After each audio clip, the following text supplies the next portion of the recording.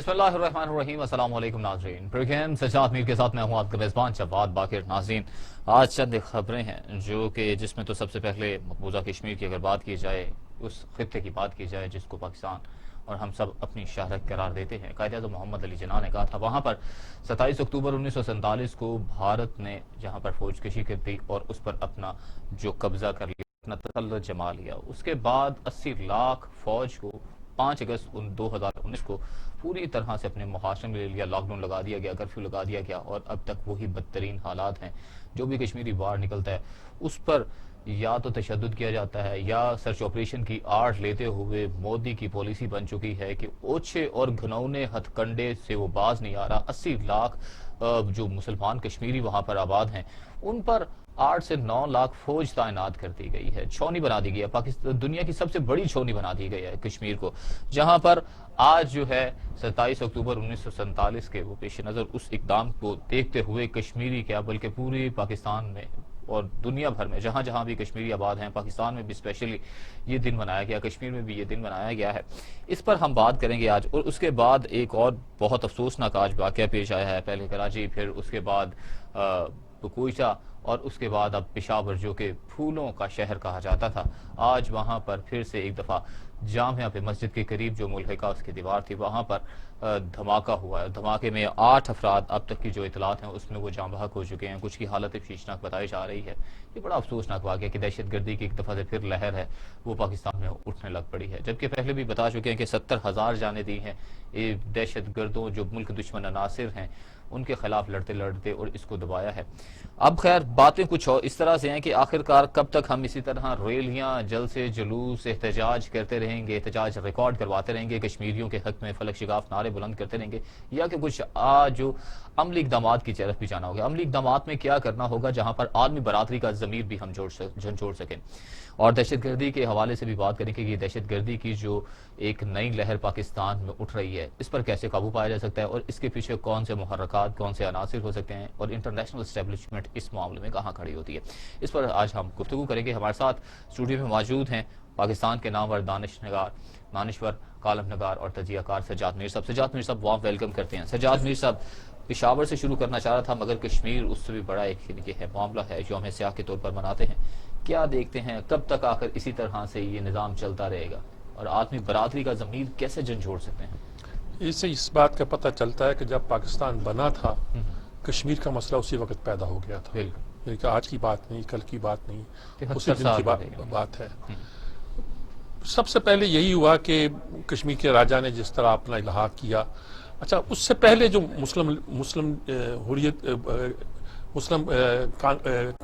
جو قیادت تھی انہوں نے اعلان کر دیا تھا پاکستان کے ساتھ الحاق کا۔ یہ ایک فیملیز، 2-3 فیملیز ہیں، شیخ عبداللہ کی فیملی اور بخشی غلام محمد کی فیملی، یہ جو اس طرح کی انڈین گیمز کھیل رہے تھے نہرو کی دوستی میں یا کس میں، تو بھارت نے اس وقت اپنی فوجیں اتاری سری نگر میں اور ایک طرح سے اس پہ قبضہ کر لیا۔ وہ قبضہ آج تک جاری ہے۔ ہمارے فائٹر جو تھے وہ گئے بھی، انہوں نے اتنا علاقہ آزاد کرایا جس کو آزاد کشمیر کہتے ہیں، وہ علاقہ بھی آزاد ہوا جو اب گلگت و بلتستان کے نام پہ ہمارے ساتھ ہے۔ وہ ڈوگرا راج سے تو پہلے الگ تھا لیکن اس کو بھی آزاد کرایا گیا، اور اس کے بعد اس بات کی کوشش تھی کہ ہم سری نگر کا ایئرپورٹ قبضہ بھی کر لیں گے۔ یہ بھی کوشش تھی کہ پاکستان کے جو مسلح دستے ہیں وہ انڈین فورس کو واپس کریں گے جانے کے لیے، قائد اعظم نے حکم بھی دیا تھا فوج کو، لیکن انڈین فوج تو مشترکہ فوج ہونے کے باوجود وہاں آ گئی۔ پاکستان کی فوج جو تھی انگریز، وہ بھی وہی انگریز تھے، وہی آ کر تھے، وہی تھے، وہ یعنی کہ کچھ نہ کیا۔ یہ ایک ایسا دکھ ہے جو آج تک ہم کو ہی نہیں تنگ کر رہا، کشمیریوں ہی کو تنگ نہیں کر رہا، عالمی ضمیر پر بھی ایک بہت بڑا داغ ہے، دبا ہے، جس کا تدارک کرنا، جس کا علاج کرنا جو ہے سب کا فرض بنتا ہے۔ اب ہم دیکھا جائے تو پچھلے شاید جولائی میں 3 دن آتے ہیں جو کشمیر کے دن مناتے ہیں۔ ایک دن برہان وانی کا دن ہوتا ہے، ایک دن 13 جولائی کا وہ دن ہوتا ہے جب ہم نے گویا سن 30 میں آزادی کا آغاز کیا تھا، اس وقت دن منائے تھے۔ ایک شاید کو 20، یعنی کہ ایک ہی مہینے میں 3-3، 4-4 دن آتے ہیں۔ یکجہتی کا دن ایک ہم الگ مناتے ہیں فروری میں۔ پورا سال اگر دیکھیں تو اتنے دن ہیں جو اس کشمیر کی یاد ہمیں دلاتے ہیں کہ جس کی اب کمی نہیں. ایک واقعہ نہیں، ایک سال اب 5 اگست آ گیا. بالکل. یعنی اس کو جب بھارت نے قانون کو ختم کیا، اس کا اسپیشل اسٹیٹس جو تھا اس کو ختم کیا، بالکل. وہ آج تک ہمارے لیے ناقابل قبول ہے اور کشمیریوں کے لیے بھی وہ ناقابل قبول ہے. بالکل. ایسی صورت میں جو کچھ اب پاکستان سے توقعات بہت ہے کہ پاکستان کی جو وہ تو لوگ کہتے ہیں کہ روز اٹھ کے دیکھتی ہیں خواتین آسمان کی طرف منہ کر کے اپنے دروازوں کے باہر کہ شاید پاکستان آرمی باہر کھڑی ہے اور ہم آزاد ہو گئے ہیں. یہ تو خیر ایک اور طرح سوچنے کی بات ہے، لیکن ایک بات طے ہے کہ کشمیر کا مسلمان ہر صورت میں پاکستان کی طرف دیکھ رہا ہے کہ پاکستان کیا. ہم نے اعلان کیا کہ ہم اس کے سفیر ہیں، ہم نے اعلان کیا کہ ہم عالمی ضمیر کو جگا دیں گے. ہم کیا کر سکیں جی؟ لوگ پوچھتے ہیں کہ آپ کیا کر لیں گے؟ وہ کہتے ہیں کہ جی بس ایک ہی حل تھا جو مس ہو گیا، وہ ہے کہ جنگ کے ذریعے ہم کشمیر کو لے سکتے تھے. اب وہ وقت بھی گزر گیا. اب بھارت بہت آگے چلا گیا ہے اور دنیا کسی جنگ کی صورت برداشت نہیں کر سکتی علاقے میں کرتے ہوئے. یہ ساری صورتحال ہے. تو کیا کریں؟ ہاتھ پہ ہاتھ دھرے بیٹھے رہے اور یہ کوشش کریں کہ کوئی بھارت غلطی کرے تو اس غلطی کے نتیجے کے طور پر وہ اور وہاں کے لوگ جو ہیں نا بپھریں اور اچھل کے وہ بھارت کا گلا گھونٹے. یہ کوئی طریقہ نہیں ہے جی. یعنی کہ وہاں کے حریت پسند جو برہان وانی کے بعد یہ ہے اپنے پاکستانی پرچموں کو مسلح بنا کر اس پہ نماز پڑھتے ہیں، اپنے شہیدوں کو پاکستانی پرچم کا میں لپیٹ کر دفن کرتے ہیں. بالکل. برہان فانی ایسے ہی پرچم میں دفن کیا گیا ہے. اچھا یہ کوئی چھوٹی بات نہیں ہے، معمولی بات نہیں ہے. یہ کوئی ہمارے شاہ محمود قریشی کی لچھے دار تقریروں کی بات نہیں ہے کہ آپ دنیا کو آسرا دلا دیں، سہارا دے دیں اور کہے جو ہو جائے گا وہ ہو جائے گا. یہ اس بات کی علامت ہے کہ ہماری ذمہ داری ہے. یہ اس بات کی علامت ہے کہ کشمیریوں کو حق خود ارادی دلانا ہماری کمٹمنٹ ہے and we have to honour it. یہ نہیں کہ زمین کا جھگڑا ہے، یہ نہیں کہ ہم یہ کہہ دیں کہ ہماری چونکہ شاہراگ ہے اس لیے یہ ہے کہ ہم اس کی حفاظت کریں گے ہر صورت میں. وہ اپنی جگہ. اصل بات تو یہ ہے کہ کشمیریوں کو حق خود ارادی دلانا، وہاں پلیبسسٹ کرانا یو این او کا کمٹمنٹ ہے اور ہم نے اس کمٹمنٹ کو آنر کرنا ہے، انڈورس کرنا ہے اور اس کو لے کے آگے بڑھنا ہے. یہ وہ صورتحال ہے جس کے بارے میں ہم شاید کسی غلط فہمی کا شکار ہے. ہم سوچتے ہیں وہاں جو ظلم ہو رہا ہے وہ تو لوگ ہمارے کبھی ملاقات ہو جاتی ہے، وہاں سے لوگ نکلتے ہیں باہر سے گھومتے ہوئے آتے ہیں، ڈائریکٹ آنا جانا بھی کبھی کبھی ہوتا ہے. جو دکھ اور درد کی داستانیں وہ سناتے ہیں وہ انتہا کی. بالکل. وہاں سے جو ویڈیو کبھی آ جاتی ہے، ویسے تو انہوں نے کرفیو ہی نہیں لگایا ہوا بلکہ انٹرنیٹ والا بند کیے ہوئے، لیکن وہ یہ ہوتا ہے کہ سرکاری انٹرنیٹ تو چلانا ہوتا ہے نا جی. سرکاری چیزیں کیسے آگے بھیج جائیں گی؟ تو کوئی اس میں سے نفوذ کر کے ہمارے انٹرنیٹ میں بڑے بڑے ماہر موجود ہیں، کوئی چیزیں باہر بھیج دیتے ہیں تو وہ دیکھنے والی ہوتی ہیں. آدمی پریشان ہو جاتا ہے کیسے وہ وہاں کے لوگوں کو ظلم کر رہے ہیں. درندگی کی جی درندگی کی انتہا ہے جو وہاں کی جا رہی ہے. اور یقینی طور پر ہمیں اپنا فرض کیسے ادا کرنا، کیسے نہیں ادا کرنا. اچھا کشمیر معاملے کو اگر لے کر چلیں تو حکومت کی کارکردگی کیا دیکھ رہے ہیں کشمیر معاملے پر، کشمیر ایشو پر؟ دیکھیں جی ویسے تو دیکھا جائے کہ حکومت کیا کر سکتی ہے، کیا کرنا چاہیے، کیسے نہیں کرنا چاہیے، لیکن موجودہ حکومت جو ہے یہ صرف نعرے لگاتی ہے. میرے خیال میں عمران کے بارے میں کچھ نہیں کہتا. عمران تو جو ہے وہ شاید کچھ بھی نہیں کر سکے اس معاملے میں، ایک اچھا کھلاڑی ہے. لیکن یہ جو شاہ محمود قریشی صاحب ہیں جو پہلے بھی ہمارے وزیر خارجہ رہے ہیں، he is not a foreign minister stuff. وہ ایک اچھے فارن منسٹر نہیں ہے. یہ نہیں کہ وہ اچھے پولیٹیشین نہیں ہیں، وہ اور بہت سے کام کر سکتے ہیں. ان کو وہم ہے یا ان کا خیال ہے کہ وہ جو فارن منسٹر، کیونکہ فارن منسٹر عام طور پہ پرائم منسٹر کے بعد کی پوسٹ گنی جاتی ہے، اس لیے یہ کہ ان شوق یہی ہے کہ ان کو فارن منسٹر بنایا جائے. ان کو فارن منسٹر بنایا بھی جاتا ہے کہ چلو چپ کرو، اس کو بند کرو. لیکن وہ فارن منسٹر کی لہجے میں، انداز میں، گفتگو میں، طریقے میں اور اس کے فارن منسٹر کے ہتھ کنڈوں کے ساتھ کام نہیں کرتے. دیکھیے کبھی کبھی چھوٹی سی بات سے کتنا فرق پڑتا ہے. ہمارا منیر اکرم ایک ایمبیسڈر ہے جو اب یو این او میں ہے، وہ ان کے بارے بڑی نیگیٹو باتیں بھی تھی کہ ایک تو بنے تھے عورتوں کے بھی، یہ وہ اپنی جگہ، لیکن وہ ایک ڈپلومیٹ ہے. اور جب سے وہ آیا اس نے بہت سے کام وہ کر دیے ہیں جو پہلے نہیں ہوا کرتے تھے. ہمارے ڈپلومیٹ کہاں چلے گئے؟ یعنی کہ ہمارے جو کیریئر ڈپلومیٹ کہتے ہیں جسے، وہ کہاں چلے گئے؟ آپ کیریئر ڈپلومیٹ کی بجائے پتہ نہیں کبھی ایک میری طرح جرنلسٹ کو پکڑتے ہیں وہ بھیج دیتے ہیں ملیحہ لودھی کی شکل میں, کبھی کسی اور کو بھیج دیتے ہیں, کبھی مطلب یہ جو ایک افیشل کام ہے کہ فورن سروس کو اس طرح آرگنائز کرنا کہ وہ دنیا بھر میں آپ کے ملک کا آپ کا مقدمہ جو ہے وہ لڑے, وہ ہمارے ڈپلومیٹ ہے نہیں. مجھے یاد ہے کہ ایک زمانہ تھا کہ جب سول سروس کے امتحان ہوتے تھے تو نمبر 1 لوگ سول سروس کو مانگتے تھے جسے اب ڈی ایم جی کہتے ہیں, نمبر 2 فورن آفس کو مانگتے تھے. اس سے پہلے شاید فورن آفس نمبر 1 تھا, چلیے نمبر 2 ہی گنیے, ہم نے نمبر 2 ہی دیکھا ساری عمر سے. اور اس کے بعد 77-75 کے بعد یہ ہوا کہ لوگ یا تو کسٹم مانگتے ہیں یا انکم ٹیکس مانگتے ہیں, رشوت لینا چاہتے ہیں. اور کیا ہے فورن سروس میں سوائے انہیں سیر سپاٹے کے اور کچھ نہیں ملے گا. تو مجھے یاد ہے جب شہرجار سیکرٹری تھے وہ آئے اور انہوں نے ایک کھانا دیا ہم جرنلسٹوں کو, تو میرے ساتھ بیٹھا ہوا تھا ان کے, تو میں نے ان سے پوچھا, میں نے کہا کہ شہرجار صاحب یہ بتائیے کہ جو اب فورن سروس میں لوگ آئے ہیں ان سے آپ کتنے مطمئن ہیں کہ وہ جو آپ کے ساتھ کے لوگ تھے یا آپ کے بعد کے لوگ تھے ڈپلومیٹ تھے ان کو ریپلیس کر پائیں گے. تو عموماً ایسے موقعوں پہ احتیاط سے جواب دیا جاتا ہے, لیکن انہوں نے میری طرف دیکھا, پھر سر جھکایا, انہوں نے کہا اس سال 12 افراد کا بیچ جو ہے فورن سروس میں آیا ہے, اور میں یہ سوچ کے کانپ اٹھتا ہوں کہ کل کلام کو جب ملک کے معاملات ان کے ہاتھ میں جائیں گے تو کیا ہوگا. بالکل ابھی جب یہ نئی گورنمنٹ آئی ہے تو دیکھا کہ سارے فورن آفس کے لوگ جو کوئی ہالینڈ سے کوئی فلانی جگہ سے چلے آ رہے ہیں اور ایک ہی بات کر رہے ہیں سی پیک کے خلاف. یعنی کسی کو میں نے پوچھا یہ 4-5 ڈاکٹر ہیں, یہ کون سے ڈاکٹر ہیں؟ سارے MBBS ڈاکٹر تھے, کوئی PhD نہیں تھے وہ. ان کو جس کو بندہ ساری قوم کے وسائل لگا کر ایک ڈاکٹر بنتا ہے فورن سروس کی نوکری رکھ کے بیٹھ جاتا ہے. تو کیا آپ نے ان کی ٹریننگ کیا ایکسپیکٹ کیا جاتا ہے؟ ان کی ٹریننگ نہیں, ان کی ٹریننگ دیتے ہوں گے یہ, لیکن ان کے لہجے سے پتہ چلتا تھا کہ وہ صرف جو ایک لابی ان کو بتا دی گئی ہے کہ آج کل پاکستان میں یہ سکہ رائج الوقت ہوگا وہی چلائے جا رہے ہیں. صحیح. تو اس طرح تو نہیں حکومتیں چلتی. ہمارا ڈپلومیٹ ہوتا تھا, جب آتے ہیں آغا ظفر حلالی تو میں ان کو سفیر ابن سفیر کہتا ہوں. بالکل. ان کے والد آغا حلالی جو تھے ہمارے بہت بڑے ڈپلومیٹ تھے, ساتھ ہی ان کے آغا شاہی, سارے بھائی ہیں کزن ہیں کہ آپس میں وہ کمال کے ڈپلومیٹ تھے ہمارے, ایک لمبے عرصے رہے. صاحبزادہ یعقوب تھے تو ان کے ساتھ بھی بہت کمال کے ڈپلومیٹ. SK دہلوی ایک تھے جو حکومتوں کے سارا کریکٹر بدل دیا کرتے تھے. پاکستان کے فورن سروس میں کمال کے لوگ رہے ہیں. یہاں تقریر بھی کرنے والے پطرس بخاری, احمد شاہ بخاری تھے. وہ کیریئر ڈپلومیٹ نہیں تھے, وہ براڈ کاسٹر تھے, ٹیچر تھے.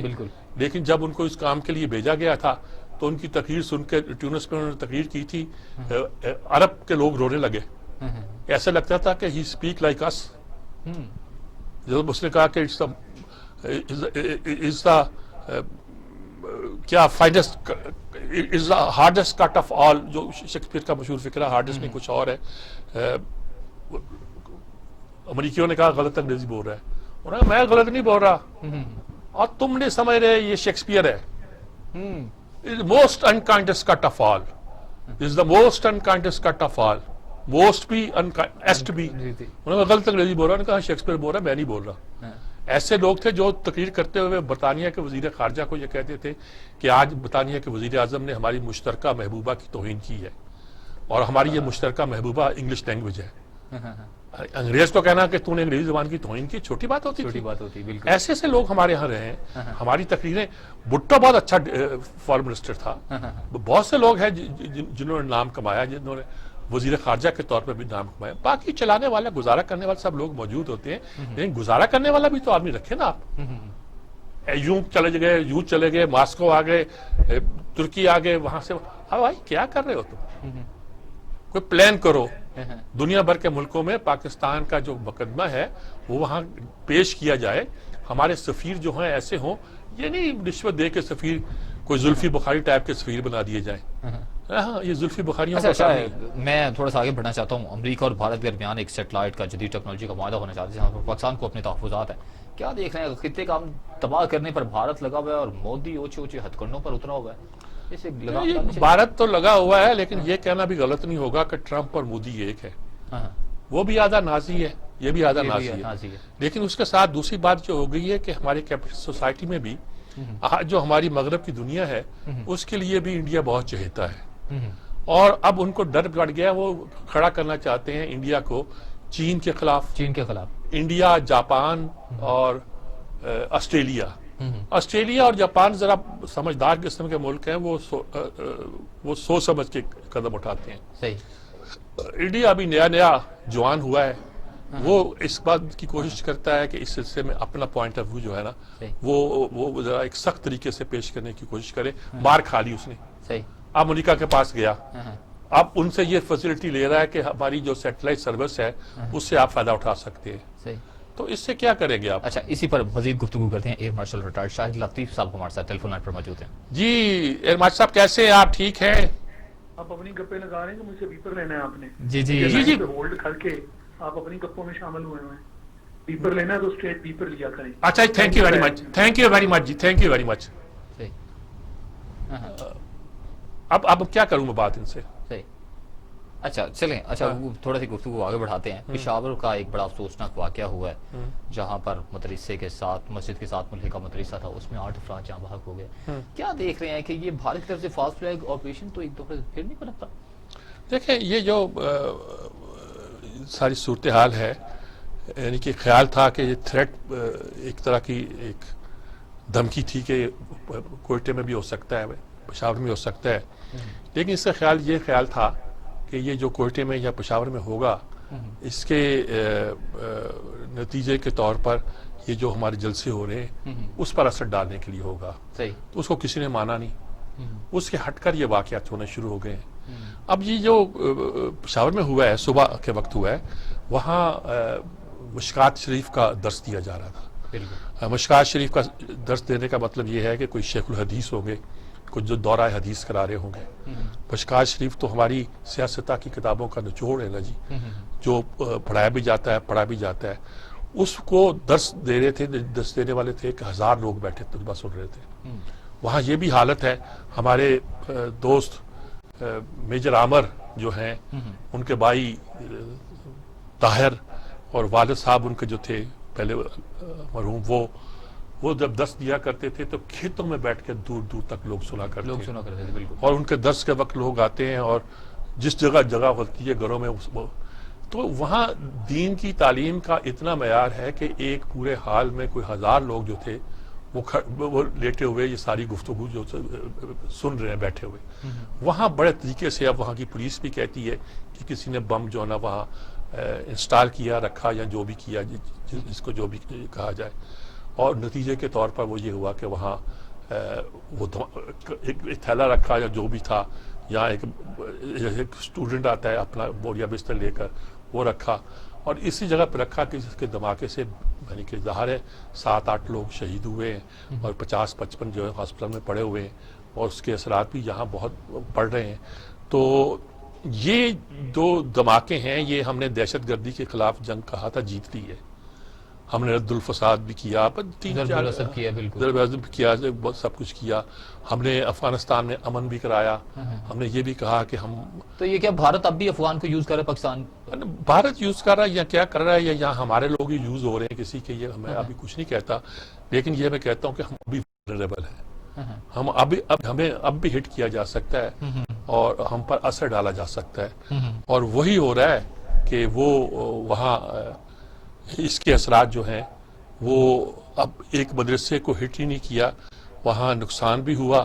لیکن ان لوگوں کی بھی اب عزیمت دیکھیں کہ انہوں نے سارا اپنا فرش دھویا، جہاں اکھڑی ہوئی جگہ تھی اس کو چھوڑا، باقی جگہوں میں انہوں نے اپنے مسلح بچھائے اور ظہر کی نماز وہاں ادا کی. بالکل. یعنی فجر کی تو پڑھ چکے تھے، ظہر کی نماز وہاں ادا کی.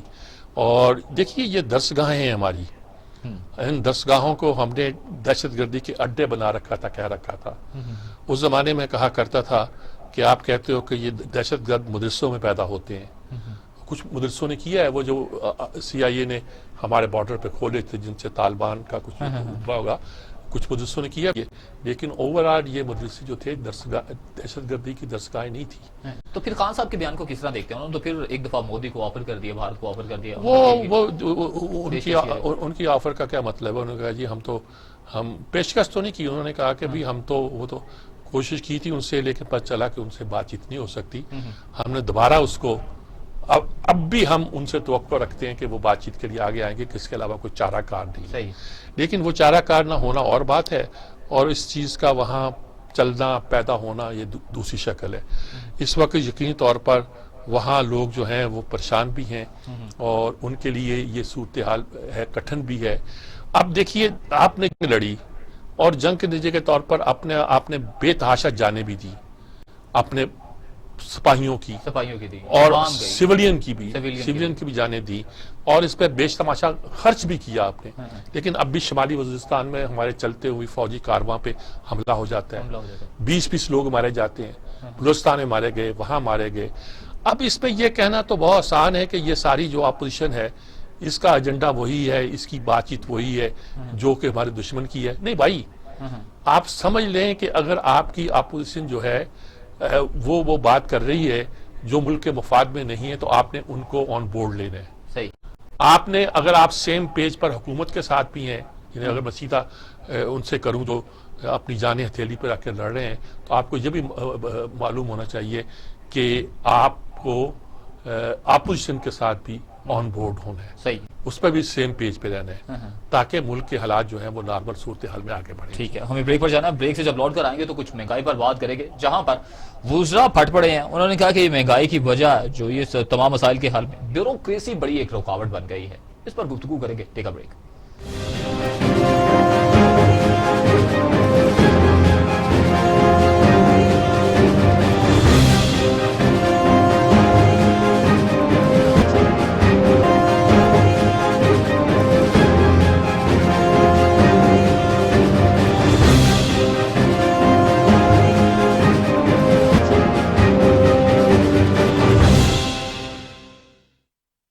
ویلکم بیک ناظرین.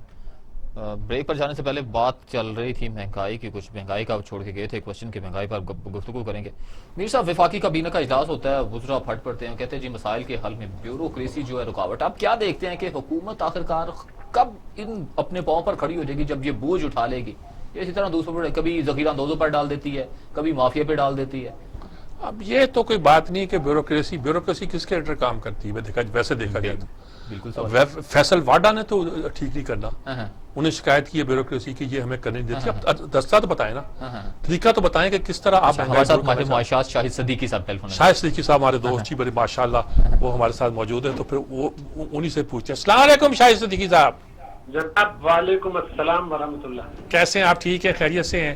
الحمدللہ. اچھا، سوال ہم ایک ہی کر رہے ہیں، پوری قوم کر رہی ہے کہ یہ مہنگائی کیسے ہے اور اس کا حل کیا ہے، علاج کیا ہے. یہ کہتے ہیں 4 ہفتے میں ختم ہو جائے گی، 2 ہفتے میں ختم ہو جائے گی. پتہ ہی نہیں چلتا، ختم ہوتی نہیں ہے. آٹا مہنگا، چینی مہنگی، پٹرول مہنگا، کوئی چیز ہے نہیں جو قابو میں ہو. کیا علاج ہے اس کا؟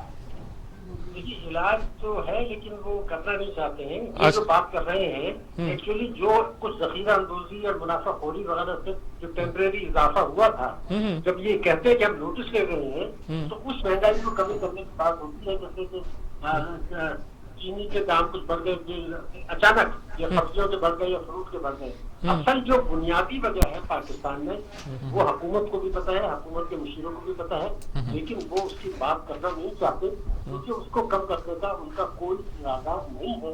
نہ اگلے 3 سال میں کوئی بڑی کمی ہوگی. اس کی وجہ میں آپ کو بتا دوں.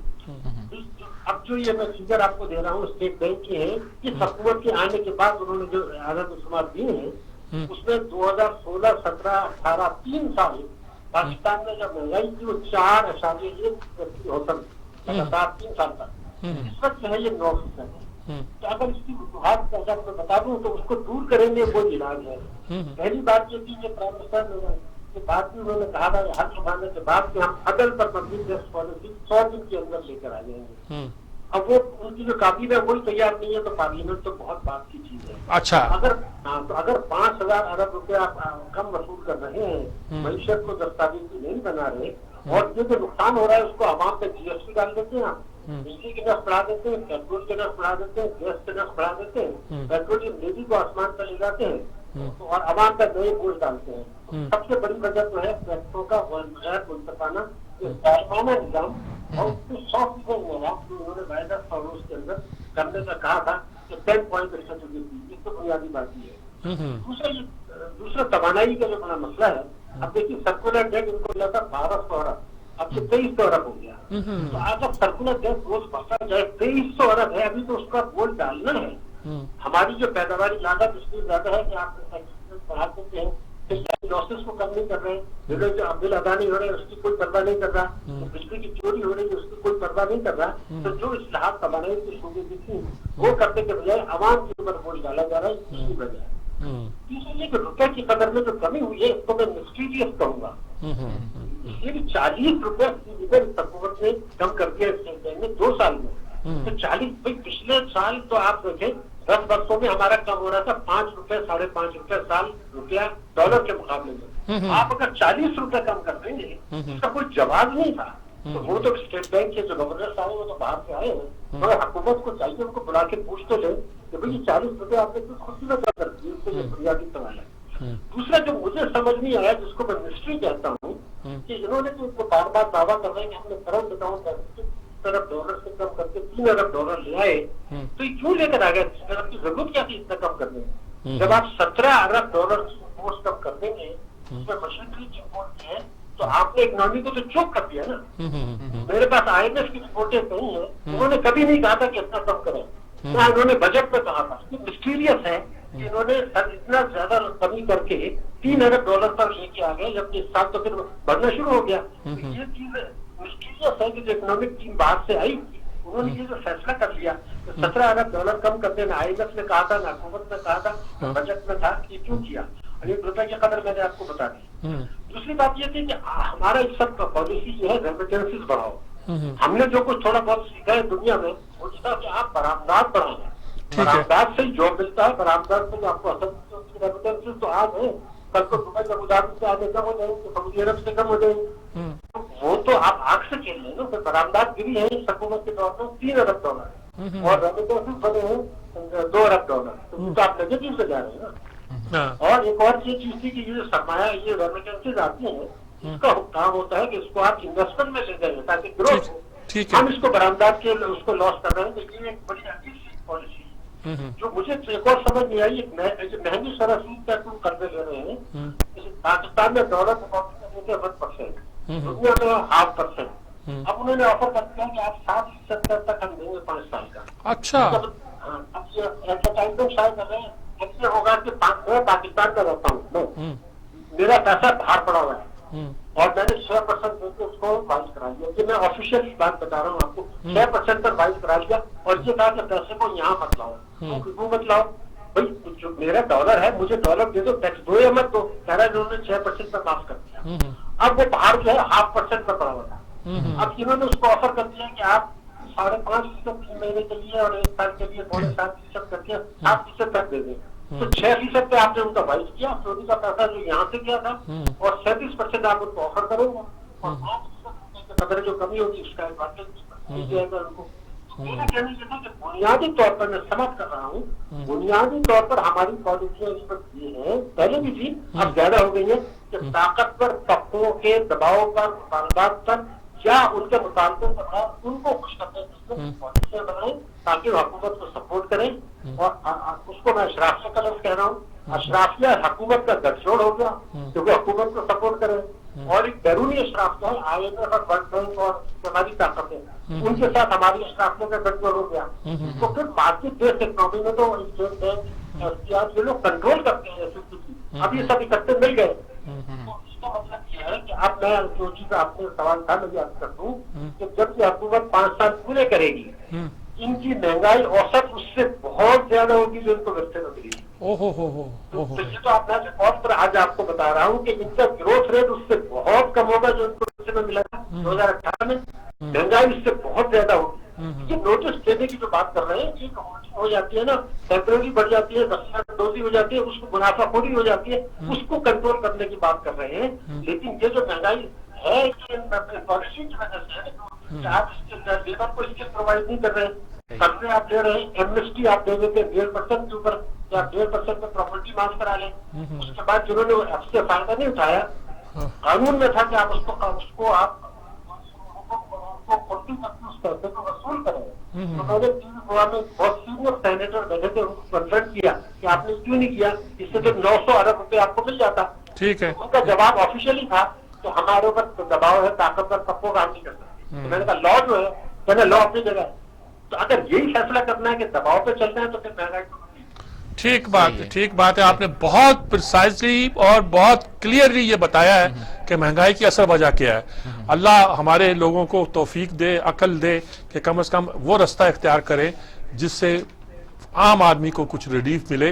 ये जो धंधे से कि ब्लैक मार्केटिंग फलां का पैसा हो गया तो उसे तो आजी तौर पर थोड़ा सा रिलीफ मिलेगा, लेकिन असर रिलीफ लेने के लिए लाजमी है कि आपने अपनी पॉलिसी को ठीक करें। बहुत शुक्रिया आपका जनाब, बहुत शुक्रिया। बड़ी तफसील से उन्होंने डिटेल बहुत तफसील के साथ बताया कि डॉलर 40 रुपए कैसे महंगा हुआ, और बता भी दिया कि मजीद महंगा होना चाहिए जाएंगे जो इन्हें विरसे में और मिला सारी चीजें उन्होंने कहा कि जब जो विरसे में मिला है उससे ज्यादा महंगाई आएगी और जो विरसे में मिला है उससे कम ग्रोथ रेट आएगी। तो और क्या चाहिए, ये तो इससे ज्यादा तो ये जो अशराफिया तबका है इसको और क्या फायदा पहुंच सकता है, उनको फायदा पहुंचाया है, कौम को बर्बादी है। सही है। हमें ब्रेक पर जाना जी, ब्रेक से जब लौट कर आएंगे तो मजीद गुफ्तगू आगे बढ़ाएंगे। Take a break.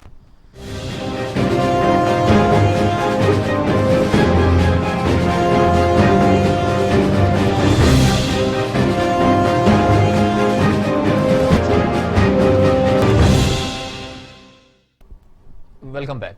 Sajjad Mir साहब, एक बड़ी मुलाकात होती है जो हुकूमत के साथ खड़े होते हैं इत्तेहादी सरदार अख्तर मैंगल साहब, जो कि ठीक है सरबराह BNP मैंगल हैं, वो मरियम नवाज से मुलाकात करते हैं। उन्होंने वाज़ेह तौर पर कहा है कि मरियम बीबी को अब जलसे काफ़ी नहीं, अब दमादम मस्त कलंदर होना चाहिए। क्या कहते हैं कि वाकई होना चाहिए? असल में बात यह है कि नवाज शरीफ का जो बयानिया है और जिन अल्फाज में बयान किया गया है वो कई लिहाज से हमारी एस्टेब्लिशमेंट के लिए बड़ा सख्त है, लेकिन बलूचिस्तान की क़यादत जितनी भी है वो अपनी बात लापता अफराद के बारे में, मिसिंग पर्सन के बारे में, और अपनी बात ख़ास तौर पर वहाँ के लॉ एंड ऑर्डर की सिचुएशन के बारे में, और ये कि FC जिस तरह कंट्रोल करती है पूरे खित्ते को, सिर्फ लेवीज जो है वो उसकी मकदार कम है, पुलिस तो शायद 10% इलाके को कंट्रोल करती है। उस पूरी सूरत हाल में बलूचिस्तान की क़यादत खुश नहीं है और समझती है कि आर्टिफिशियल किस्म की हुकूमतें वहाँ कायम होती हैं। अख्तर मैंगल अताउल्लाह मैंगल के बेटे हैं। अताउल्लाह मैंगल बड़े पैट्रियाटिक पाकिस्तानी गिने जाते थे। पैट्रियाटिक का लफ्ज़ मैं बिल्कुल इन्वर्टेड कॉमा में इस्तेमाल कर रहा हूँ। उस ज़माने में जब भुट्टो साहब आए तो गौस बख्श बुजंजो गवर्नर बने और मैंगल और शायद गालबन मरी ट्राइब का ये मिनिस्ट्रियाँ बनी इनकी, और इन्होंने बड़ी एक कामयाब हुकूमत चलती रही। फिर ये हुआ कि ये लोग अलग हो गए और फिर क्योंकि भुट्टो ने असेंबलियाँ तोड़ दी थी ये और बुक्ती को ले आए थे, और उसके नतीजे के तौर पर बलोच की आदत जो थी वो नैब से अलग भी होगी। नैब इनकी जो पार्टी ANP बाद में बनी और इनके खिलाफ केस भी बने। उसके बावजूद भी जब दोबारा दूसरा टेन्योर आया और ये अख्तर मैंगल जो थे ये वजीर आला भी रहे बलूचिस्तान के, ये लोग सपोर्ट भी करना चाहते हैं, मदद भी करना चाहते हैं, लेकिन इनके अंदर एक ट्राइबल टसल भी है। यानी कि जब बुक्ती की डेथ हुई है तो उसका फायदा सबसे ज्यादा उस हिस्से के लोगों को पहुंचा जो मैंगल के ज़रिए असर थे। हालांकि अजीब गरीब बात है। तो ये लापता अफराद इन सब चीज़ों के बारे में, इनका एक भाई तो एक्सट्रीमिस्ट भी है के बारे में वो अपनी राय जो रखते थे, उनको अमूमन हमारी एजेंसियां अदारे। अख्तर मैंगल की जो हुकूमत है ये नवाज शरीफ ने तोड़ा था जब वो गवर्नर राज लगा था गालबन? नहीं, असद मैंगल तो कभी रहा, ये ताउल्ला मैंगल। अख्तर मैंगल जब था, अख्तर मैंगल तो बात की बात है। वो तो बात की बात है, वो तो इनके ज़माने में हुआ। वहाँ हुकूमतें कोई पोलिटिकल पार्टी नहीं तोड़ती, तोड़ने वाले कोई और ही होते हैं, बनाने वाले भी और ही होते हैं। यही सबसे बड़ा प्रॉब्लम है। गवर्नर राज जब लगाया गया था? नहीं, हाँ, तो वो गवर्नर राज तो फिर वो किसी और वजह से लगाया जाता है ना जी। ये इसको आप छोड़ दें।